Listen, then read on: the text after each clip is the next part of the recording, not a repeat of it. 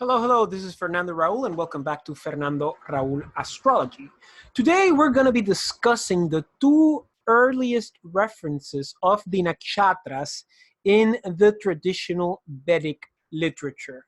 Nakshatras have become very, very popular in modern Vedic astrology as an offshoot of traditional Vedic astrology. Today's modern Vedic astrologers treat nakshatra like signs. They give them a lot of psychological significations that don't necessarily stem from traditional interpretation. You know, it is known by a lot of astrologers that there is very little written about nakshatras. And at the same time, there's very little concerning um, their qualities in terms of horoscopic astrology. And we're going to talk about that. But before we continue discussing, it is very important to define what nakshatras are in order to have a clear understanding of where they come from an astronomical point of view. So basically, this is an image. I thought this was an image from the Freedom Tobias Gold book, Science of Light, but I'm not sure because I just checked the book and it's not necessarily the same image, although it's very similar. If you're interested in learning Jyotish from a very traditional point of view, I recommend Freedom Tobias Gold books. He comes from the Sanjay Rath school, and I believe this image comes from there, but I'm not 100% sure because I just checked, and the image is somewhat different, although it's very similar. So it comes from another edition of another book that I don't have. But here we see the idea of how nakshatras relate to signs. It's a wheel within a wheel. We have the 12 signs that we all know, and then we have the 27 nakshatras. Now, what are nakshatras from an astronomical definition? Well, basically, nakshatras are 27, although sometimes they are 28, and they are actually 28. But due to the dominance of the Vimshottari time system of 120 years, 108 padas, of 27 nakshatras and 9 planetary heralds, well, the idea of 27 nakshatras has taken a hold and has created a sort of monopoly within the zeitgeist of what people think Vedic astrology is in relation to the nakshatras. But in essence, nakshatras are basically 27 symmetrical areas of 13 degrees, 20 minutes each, spread throughout the ecliptic, superimposed over the 12 signs of the zodiac, although you can see it the other way. You can see it that the 12 signs are superimposed over the 27 nakshatras. Either way is okay, in my opinion. It doesn't matter. We're not going to debate about that. And people who debate about that, are not getting the big picture. Okay. So basically, the nakshatras are 27 symmetrical areas. And now they are constructed between the relationship of the moon and the earth. They're basically constructed from the rotation of the moon around the earth from a geocentric point of view, taking as a point of references the stellar or sidereal backdrop. Basically, you see the moon, you see a star, you wait till the moon gets to that star, and then you wait till the moon gives a whole revolution around the earth and comes back to that same star. And that is going to take 27.3 days, and that is called a sidereal lunar month, which lasts 27.3 days, 27 nakshatras. There you have it. So basically, that's where the subdivision of the sky comes from in terms of the nakshatras. The zodiacal signs, to a degree, is more of the journey of the sun through the ecliptic in terms in relationship to the moon. Now, the months of the year which are more or less related to the signs are related more to the idea of the relationship of the moon and the sun from what is called astronomically a synodical lunar month, which is basically the rotation of the moon around the earth in relationship to the sun when it comes conjunct, when it is waning, waxing, and opposite to it. And basically, that's how you measure these two circles. Okay? Now, it is seldom discussed by the majority of Vedic astrologers today that nakshatras, contrary to what most people believe, are not unique to Vedic astrology. You will see lunar mansions in Muslim Arab astrology. They are called their mansils. You will see also lunar mansions in Chinese astrology. They are called shu there. And as you can see, nakshatras are not unique because there are 28 lunar mansions in Muslim astrology, there are 28 mansions in Chinese astrology, and there are 28 nakshatras in Vedic astrology, although the 27th scheme is more predominant due, once again, to the Vinchodari time system. Now, what is unique about nakshatras is unequivocally their Vedic lore. The Vedic lore associated to them, the deities, the remedies, all that is related in terms of the Jyotish as a Vedanga, as the eyes of the Vedas, in terms of knowing when to celebrate which rituals, which ceremonies, and so on and so forth. But the idea that they're unique to Jyotish, that is not correct. And, you know, we can give the idea that maybe the lunar mansions originated in the Vedic context and not necessarily in China, because in Chinese astrology, they originally were 24, then were 28. So we can leave the door open to assume that the idea of the lunar mansions came from the Vedic context. Now, that being said, we have to take into consideration where nakshatras came from. And as some people might know, there is very little written about nakshatras. There is surprisingly very, very little written about them, especially before the 6th century AD. And today we're going to be reading two of the three principal quotations that mention nakshatras in Vedic literature previous to the 6th century AD and Varaha Mihira. Now, you're going to see that the allusions that we're going to read today have absolutely, and I have to mention that adverb because it is so, there is absolutely nothing that we're going to read today that relates the nakshatras to horoscopic positions, to psychological predispositions, that if you're going to have the moon in Rohini, you're going to be a cool cat. If you have the moon in Ashlesha, you're going to be an asshole. None of that exists in classical literature. And to be completely honest with you, that didn't exist in my opinion. And I don't have proof about this, but this is just a hypothesis of my studies. That didn't exist until like barely 100 years ago, more or less, with the advent of modern astrology and all its psychological interpretations, which is mostly a Western phenomenon more than an Eastern traditional Indian phenomenon, okay? We're going to see that the nakshatras in these quotes that we're going to read specifically from the Atharvaveda and the Krishna Yajurveda are basically hymns of a religious nature, because that is what nakshatras were originally.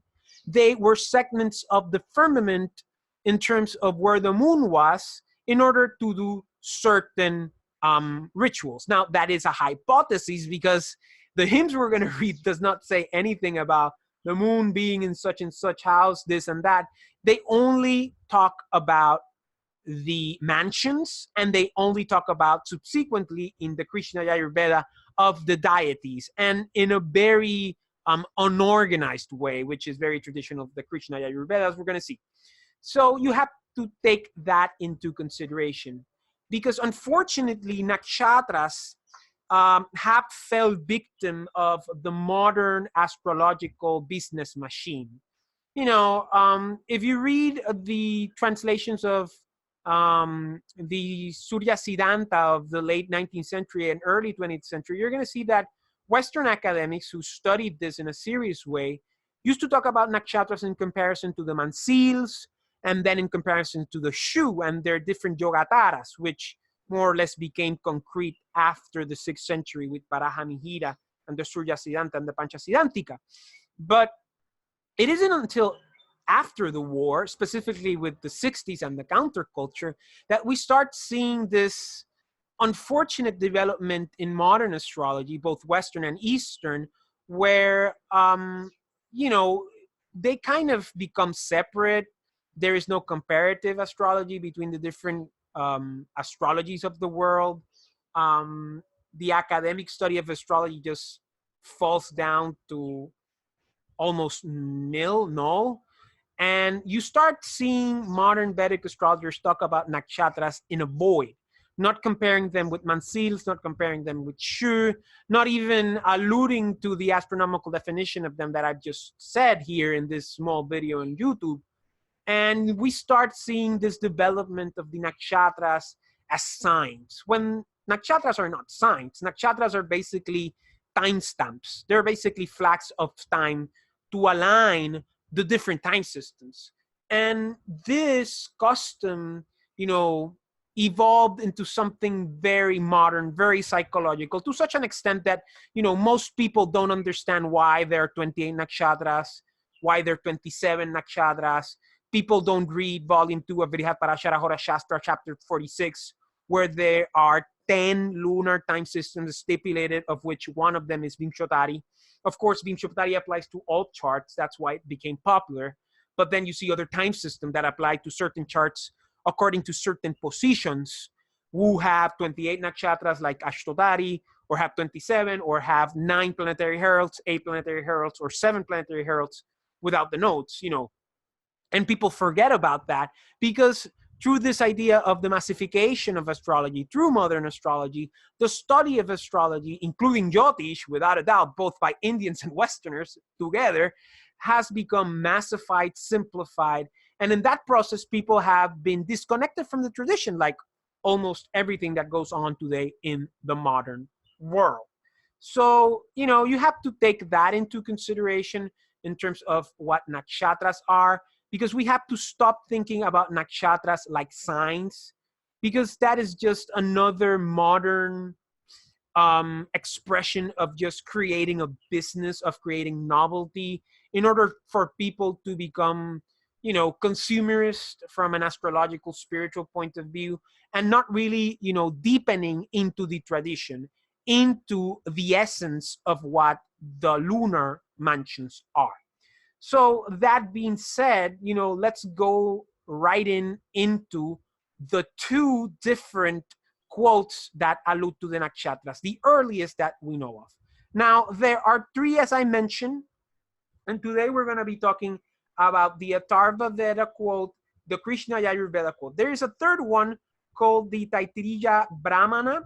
Basically, Brahmana means like a commentary, and a Taittiriya means of the school of Taittiri. And basically, this is just a comment upon the Krishna Yajurveda that we're going to be discussing after this quote from the Atharvaveda. The Taittiriya Brahmana was recently translated by Ernst Wilhelm. It has been translated, I believe, in part by Dr. Frawley, and I believe that Vigdikara is going to translate them soon, or has already translated them. And basically, that is just like a commentary, and it's very plentiful. And, you know, talking about the Taittiriya Brahmana would be just a whole video, because it's a lot of text, more than the Atharvaveda quote or the Krishna Yajurveda quote, as we're going to see. So here in this video, we're just going to talk about the Atharvaveda and the Krishna Yajurveda, because, you know, you usually see these videos on YouTube where astrologers say, you know, there are mentions about the nakshatras in ancient texts, but they never really go to the text. They never really go to the quotes. They never really go to the hymn. They never really talk about the essence of where these things came from. And that's what we're going to do today. First, we have the Atharvaveda quote. And basically, this is book 19, hymn 7. And as you see it, it says a prayer to the lunar mansions and other powers for protection and prosperity. Before we begin, let's just talk about the Vedas. The Vedas are 4 Vedas, basically the Rig Veda, the Samaveda, the Atharvaveda, or sometimes the Yajurveda comes first. But the Atharvaveda is the last one. I'm sorry, it's the 4th one. And basically, these are in technically the 4 earliest religious texts ever written by mankind, or at least the oldest that we know of. Now, the Atharvaveda is known as the later Veda. It is known as the Veda in terms of the daily protocols to live by, in terms of what you do as a man, as a father, as a husband, what you do in the household, what you do in life. And at the same time, some people say it is the magical Veda, because it talks about hymns doing with magic. As you can see here, the prayer to the lunar mansions and other powers for protection and prosperity, which have a sort of magical inclination to it. And basically, according to traditional academia, the Atharvaveda was written between 1000 and 1200 BC. Now, Indians and some Westerners sustain that this is not necessarily true, that this is just when it was written for our era today, but that the Vedas are much older, specifically the Atharvaveda is much older, probably 2,000 years old at least. But, we have to leave the door open for that religious, philosophical, faith interpretation, because that is what it is.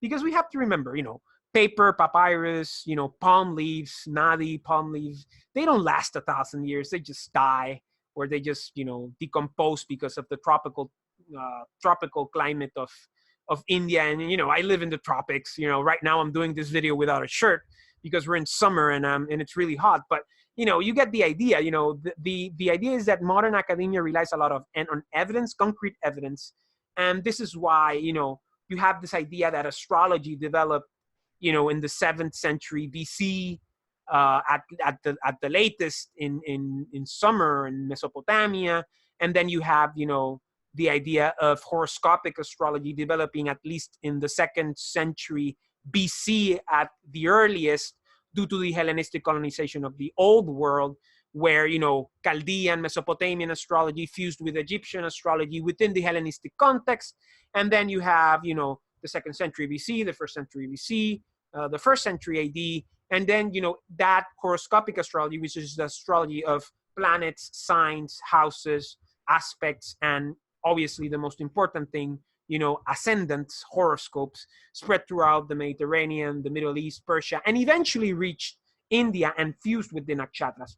But that was much later to the date when this was written. As a consequence, you're going to see that there is absolutely nothing about horoscopic astrology here, because horoscopic astrology originated in Hellenistic Mediterranean, contrary to what some people believe. Because if it originated in India, we would have texts like the Vedas talking about ascendants, talking about Lagneshas, talking about the moon by Nakshatras, but we don't have that concretely until the 6th century AD with Varahamihira, specifically with the Surya Siddhanta, with the Yogataras, and obviously Brihad Jataka, which is probably the best untouched text that we have from the Vedic tradition.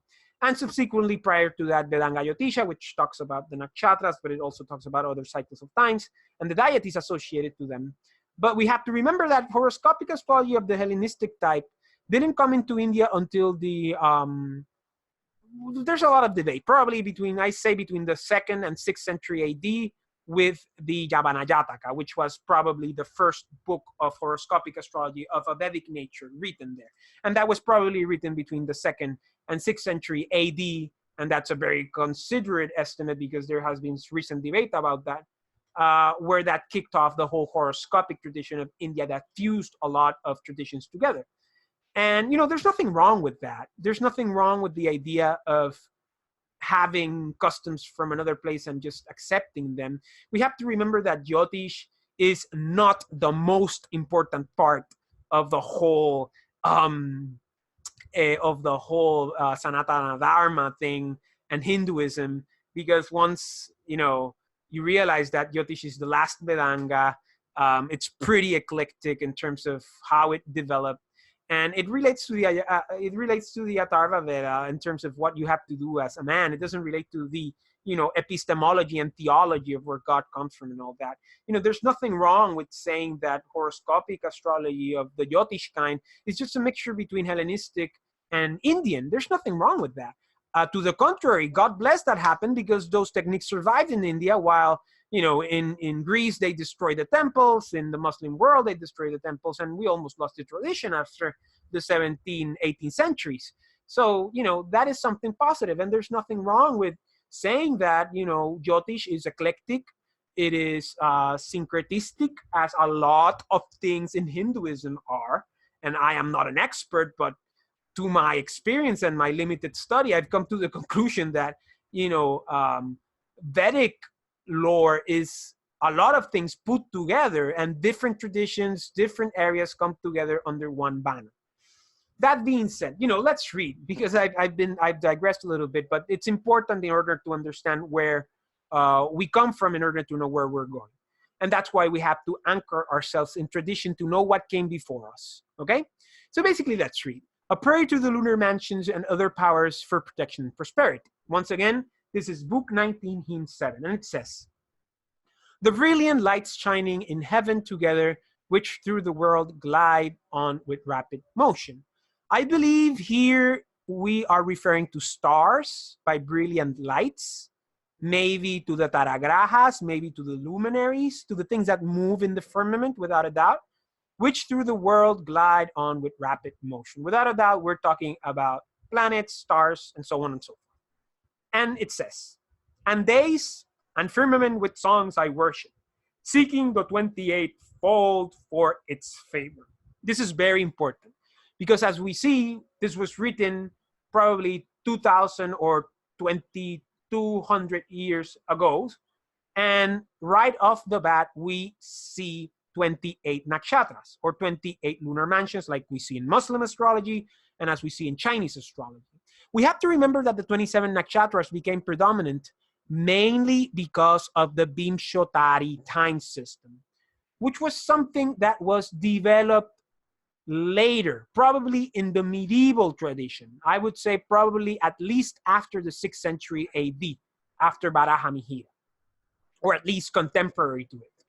So, you know, we have 28 nakshatras. So originally the nakshatras were 28 because even though it is 27.3 days in a sidereal lunar month, there is space for that 0.7 days that has to be accumulated, just like we have with leap years in our current calendar. And we read, Kritikas, Rohini, be swift to hear me. Let me Grashira bless me, help me Ardra. So basically, we start off the sequence with Kritikas. And see, it is alluding to Kritikas as plural because Kritikas allude to the wives of the Saptarishis. And due to the Yogataras, Kritikas are basically the Pleiades, which are the 7 sisters from Hellenistic mythology. But they allude to the 7 wives of the Rishis, although sometimes there's 6 because there was one that went with the Rishis. And the Saptarishis are symbolized in stars by the Ursa Major. Kritikas also were the nannies of Kartikeya, as I have understood. But the idea here is that Kritika starts to sequence. This should not be a surprise for people who read. If you go to the 2nd volume of Brihat Parashara Horashastra, you will see that the sequence always starts with Kritika, although it's funny because in the 1st volume, it tends to start with Ashwini, but that's another topic for another moment. But the idea here is that Kritika starts because it is believed that Kritika was the beginning of the nakshatra sequence. And we take as an allusion the symbol of Kritika, which is basically like a blade. It can be a sword, a dagger, a scalpel. It's basically like an axe. It cuts because it divides the circle of the sidereal lunar months and starts it, right? With Agni, which is a very important deity. And at the same time, we have to look at the nakshatra that comes before that, which is Bharani, which is ruled, or its deity is Yama, which is the god of death, which represents like some sort of culmination. At the same time, you know, some people say that Kritika was the beginning because it represented the idea that the vernal equinox occur by Kritika in the Pleiades when this was written, which would put this around 2000 BC, much older than academia states. Now, you know, I have a little doubt with that because the Yogataras were not homogenized until the 6th century, or at least with Vedanga Jyotisha, which some people say it is as late as, or at least contemporary to the Atharvaveda, or, you know, closer to the range there of 800, 1000 BC. But, you know, here we don't see any allusions to Yogataras. We don't see any allusions to the Pleiades. And that's something that we have to take into consideration because some people state that originally, you know, this was measured tropically, but to a certain degree, if you're going to have lunar mansions, they have to be sidereally if you're going to measure them. However, lunar mansions can also be tropical, and they are tropical in a lot of traditional astrologies today. But, you know, that idea that it was a tropical zodiac, I still don't believe in it so much because there is not necessarily an allusion to the idea of you know, of having the stars there. Now, the idea that the vernal equinox from a tropical perspective, according Kritika, it's probable. But you know, the idea of yogataras and nakshatras is something that is still very random to me. It's still something that is not very clear, because even though Surya Siddhanta more or less homogenized it, scholars in the 19th and early 20th century were telling in the books and the commentaries of the Surya Siddhanta that, you know, most astrologers didn't coincide with what Yogataras alluded to, what Nakshatras. And at the same time, you have this idea that the Muslims changed the Yogataras for their lunar mansion. So, you know, there's a lot of things going on. But basically, we have the idea that it starts with Kritika, then Rohini, and then Migrashira, and then Ardra. And as you can see, there's no allusions to horoscopic astrology. There is absolutely nothing relating to positions of planets. It's just a hymn. It's just a worship. Then we continue. Punarvasu and Sunrita, fair Pushya, the sun, Ashlesha, Maga lead onward. And once again, we're following the order, Punarvasu, Pushya, Ashlesha, and Maga. Now, Sunrita means the daughter of Dharma. I don't know what that refers to. Probably it is Aditi, which was a very important deity in early Vedic culture, but I might be mistaken. Okay? Then we have Pushya. For some reason, we have the sun there. Probably it might allude to some sort of Aditi. We have to remember that the Aditis are all throughout the deities of the Nakshatras, which are basically forms of the sun. You know, we have to remember that Pushya's deity is Brihaspati and not necessarily the sun. And Ashlesha are snakes and Maga are the Pitri. So nothing there. But let's lead onward, like the quote says. Then it says, my bliss, Biswati and benignant Chitra.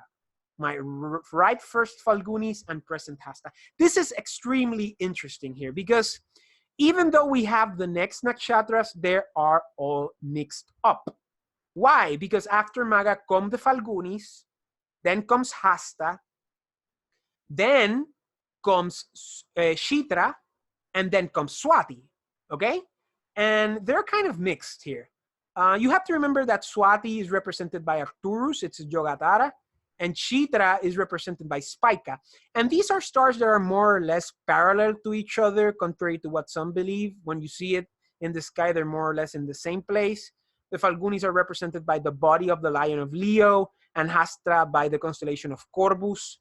So, you know, this is something that I just read, and this is something that most people don't talk about, the idea of why these are mixed, because it should be Falgunis first, then Hasta, then Chitra, and then Swati.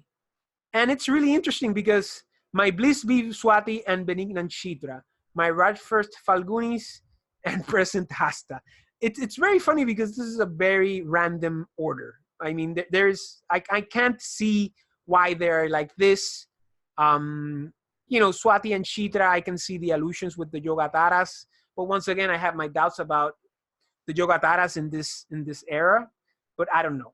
Then we come to the next one, which says Radhas, Vishaka's gracious Anurada, Jyeshta, and happy starred uninjured Mula. This is very interesting. Well, first of all, we have to remember that Vishaka and Anurada is one of the two unofficial pairs of the Nakshatras. We have to remember the official pairs, which are basically the Falgunis, the Ashadas, and the Bhadrapadas. The unofficial pairs are Vishaka and Anurada, and Danishta and Shravana. And basically, Vishaka is basically a word for Radha. Radha is another word for Vishaka, and Anurada means what comes after Radha, alluding to the idea that comes after Vishaka. Then we talk about Yeshta and happy start uninjured Mula.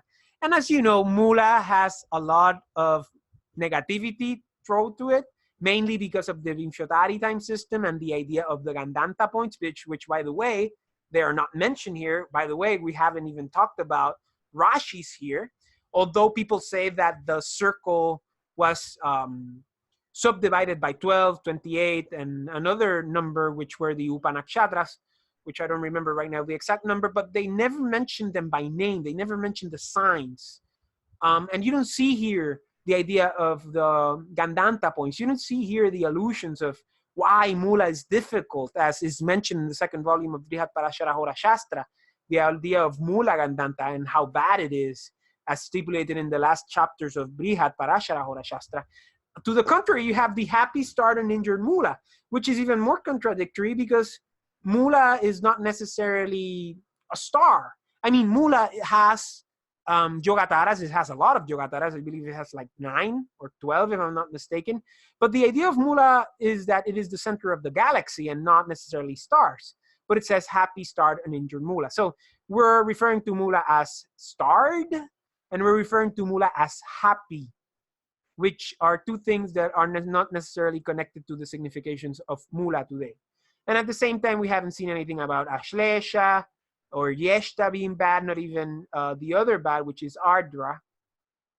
To the contrary, we see before that Ardra was giving help to the person instead of hurting it in terms of its bellicose form of Shiva. And then we continue. Food shall be earlier, Ashadas grant me, let those that follow bring me strength and vigor. It's very interesting that we dedicate so much to the Ashadas here. It's very nice, this allusion of give me food, alluding to sustenance and the idea of happiness coming through bread and food, through prasana. The Ashadas are known as the very positive nakshatras, basically because they are the ones that are not vanquished, just like Abhijit that we're going to read now, which says, with virtuous merit Abhijit endowed me, Shravana and Shravishtas make me prosper. So here we see the idea of the 28th nakshatra, how it was here from the beginning, and how it was just basically, thrown away after after Bimshotari took hold. Also, Abhijit is a polar star.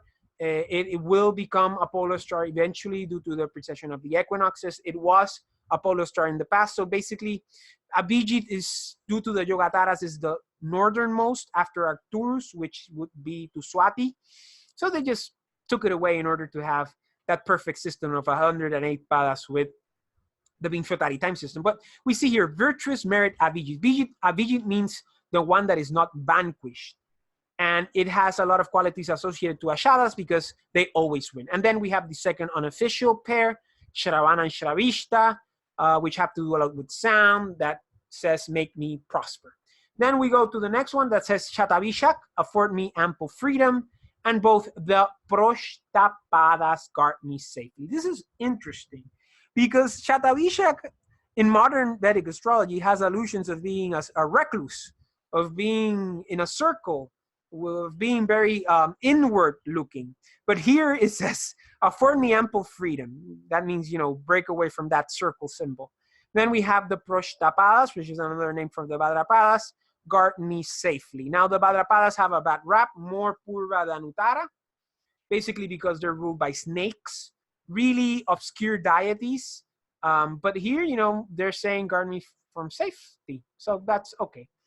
Then finally we have Revati and the Asvayujas, bring me luck, and the Varanis, abundant riches. Now, Revati is usually the last, but here Revati is the third to last. The Asvayugas, I don't know what that means. I looked it up. It means the idea of a month after a month with 2 moons. But due to the sequence, Asvayugas obviously refers to the Ashwini Kumaras, which are basically the twins that are doctors that allude to Ashwini. So that is what it's referring. Bring me luck, bring me protection from infirmity and disease. And finally, the Bharanis, abundant riches, which once again is the last nakshatra within this sequence that starts with Kritika.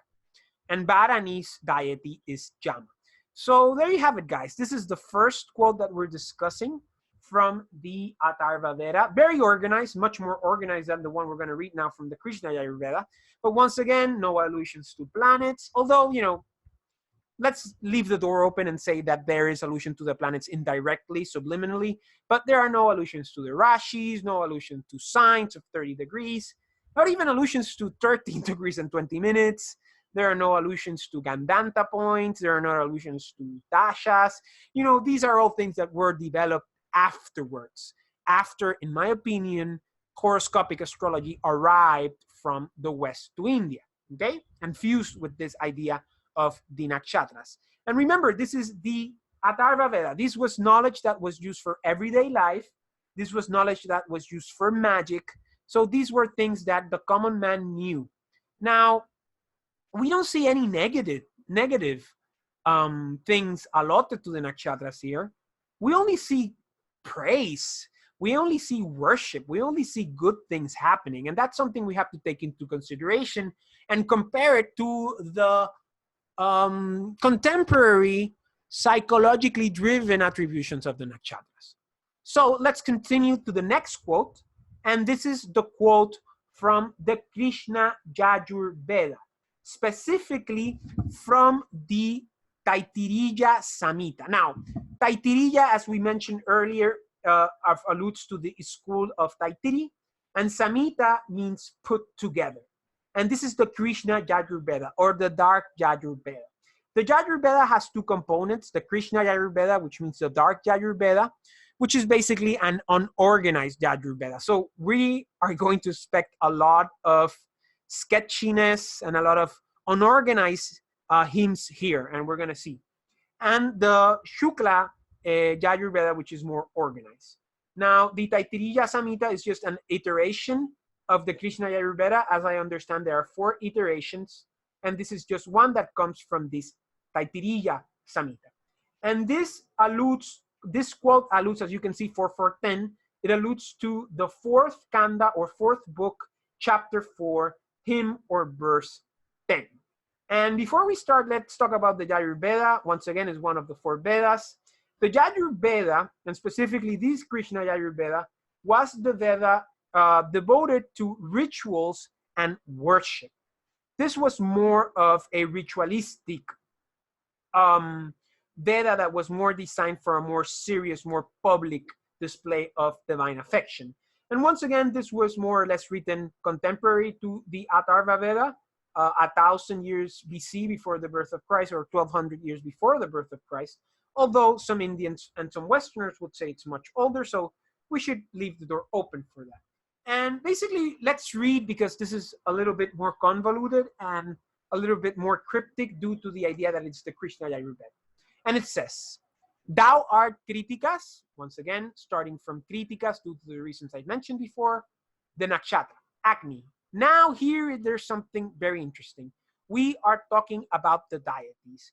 And as I have understood, the first written texts of the deities alluded to the Nakshatras are this one, the Krishna Yajurveda in terms of the Taittiriya Samhita, the Vedanga Jyotisha, which its dating is not very clear, it's kind of cryptic there, and also the Taittiriya Brahmana, which alludes to the deities but more in a cryptic sense. And basically, ladies and gentlemen, here are the written texts that allude to the only things that are traditionally Vedic about nakshatras, which are obviously, you know, the name of the 28 nakshatras and the gods alluded to them. Now, let's continue. First, we have Agni, which is the fire deity, obviously alluded to Kritika. Then it says, ye are the radiance of Agni, of Prajapati, of the creator. Now, Prajapati is the deity associated to Rohini, which is a version of Brahma. Then it says of the creator of Soma, who Soma is the deity of Migrashira, which is the nakshatra that comes after Rohini. So we're following the sequence. And then, you know, it just spurs into something that is just a hymn. The re to the re of thee, to the re thee. I don't know what re thee. I don't know what re means here. Then to radiance thee, to the shine thee, to the blaze thee, to the light thee. There you go. Very cryptic. But then it starts all over again. And then we start from Rohini. Thou art Rohini the Nakshatra, Prajapati, once again. We're going to see that Rohini is mentioned a couple of times here for some reason, but let's continue. The deity Migrashira the Nakshatra, Soma the deity. As we mentioned before, Soma alludes to the moon. However, you know, in these early texts, Soma more or less relates more to the ceremonious drink. And as I have it understand, you know, many people think that Soma is different things. Some people say it's even cannabis. You know, like a lot of Indian things, a lot of people have a lot of opinions. Different places in India have different opinions. They never get along. And, you know, Westerners think they know everything, but the reality is that, you know, Indians are very unorganized in terms of having a former theology in terms of what this means. But Soma relates either to the moon or it relates to the ceremonial liquid, okay?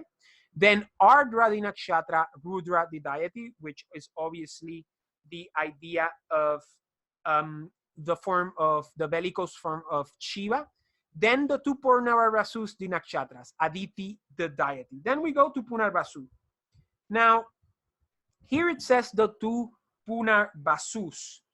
I have a doubt here because after the Punarvasus, he starts talking about Titsha, and then, you know, Ashlesha, because I thought it meant the two Punarvasus, that it meant the idea of related to Pushya, but then we see it mentioned.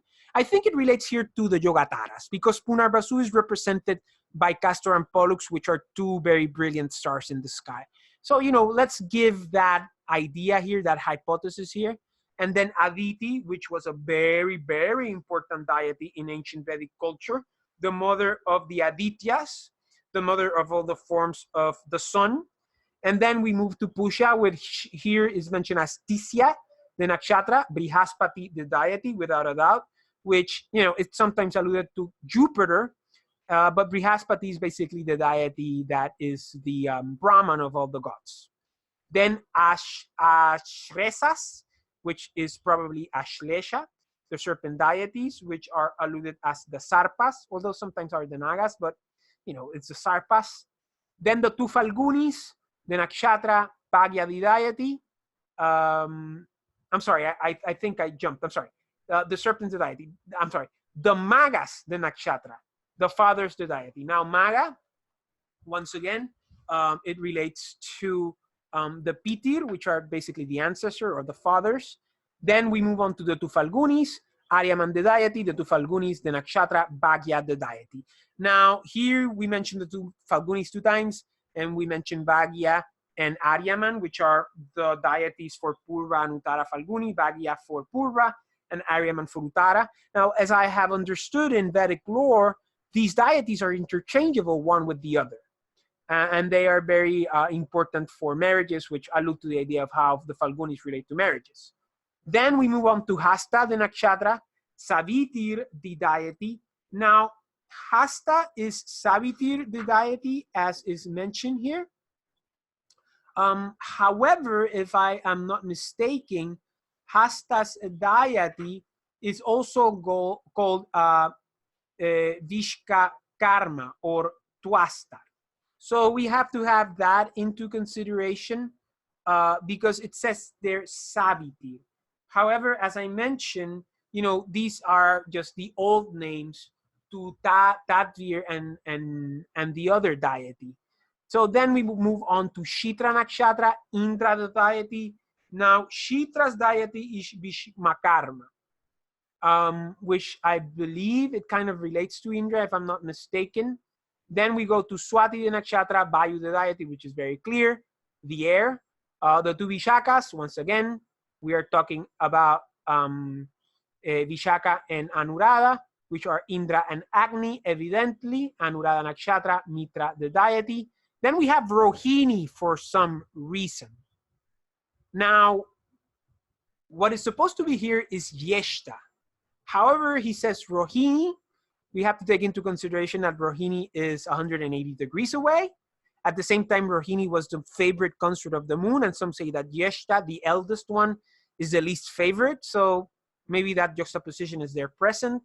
Then it says Indra, the deity. Once again, for Yeshta, it is Indra. So that's a telltale sign that we're talking about Yeshta.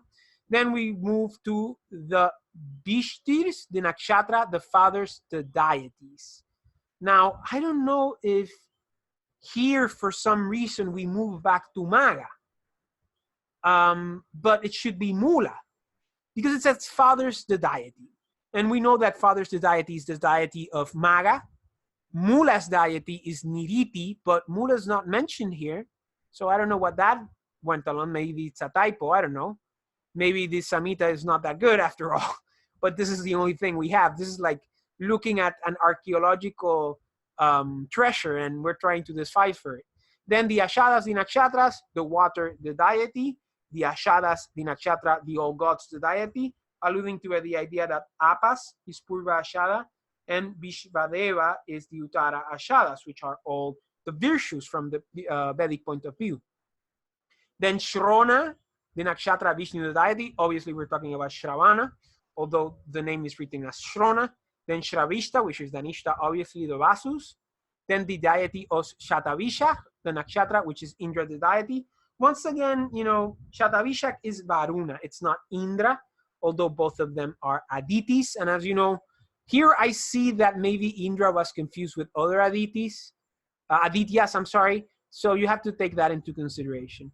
Then Prostapadas, the Purvadapadas Nakshatras, the goat of 1 foot of the deity. The Prostapadatas, the Nakshatras, the serpent of the deity. These ones were correct. As you know, the deities for the Vadapadas are obscure because they are basically Ajaykapada and Aiburnia, which allude to like a serpent of water and a serpent of fire. Sometimes, for some reason, you know, modern astrologers allude the idea of the Purva Bhadrapada deity to the Baphomet, which is a purely modern concept and very westernized without a doubt. But there you have it. And then afterwards, we have Revati, the Nakshatra, Pushan, the deity, which alludes to the idea of the deity of Revati. And then we go to the 2 Actavayus, as we saw in the latter quote from the Atharvaveda, referring to the Ashwinis, talking about the Ashwini deity. It's very interesting that, you know, the Nakshatra was called Asvajugas, right? And Ashwini is the deity. And if you take a look, you know, Ashwini is the only Nakshatra that is named Ashwini and the deity is Ashwini. So maybe there's some sort of wordplay there that came along that didn't exist in ancient times. And finally, we have the Apa Brahmins, the Nakshatra, Yama, the deity. Very interesting, Apa, alluding to the idea of Bharani being a type of water Nakshatra, which alludes to its feminine energy to a certain degree. We also have to remember that some sort of obscure symbol for Bharani is a boat. So there you have it. And Yama is the god of death. So full on the west, what the gods place. Now, I don't know what that means. The west alludes obviously to the descendant, the 7th cusp. What the gods place probably alludes to the idea of evening, of the sun going down. And guys, there you have it. I mean, these are the 2 earliest references to the nakshatras in Vedic literature. After that, we would have in order probably the Taittiriya Brahmana, which is a comment on the Krishna Yajurveda, as we can see, very unorganized.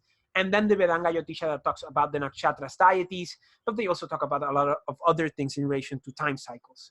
So basically, guys, here you have it. You know, astrologers talk about these quotes, but they seldom read them. And as you can see, you know, there's basically nothing about astrology, about horoscopic astrology, because that was a later development in the tradition. So guys, you know, I hope you like this video. If you like it, give it like. If you have any questions, any doubts, anything that I've been incorrect, everything that you want to add, please write it down. You know, I'm not a scholar. I don't know Sanskrit. You know, English is my 2nd language. You know, I'm just doing this because this is something that was not on YouTube. And I just wanted people to read, know the quotes, know the citations, and look them up and read them up. So guys, I hope you liked it. If you liked it, you know, subscribe to my channel, Fernando Raul Astrology, new videos every Monday and every Thursday. And, you know, I wish you the best. God bless. And as always, I wish you strength, serenity, and wisdom. Take care.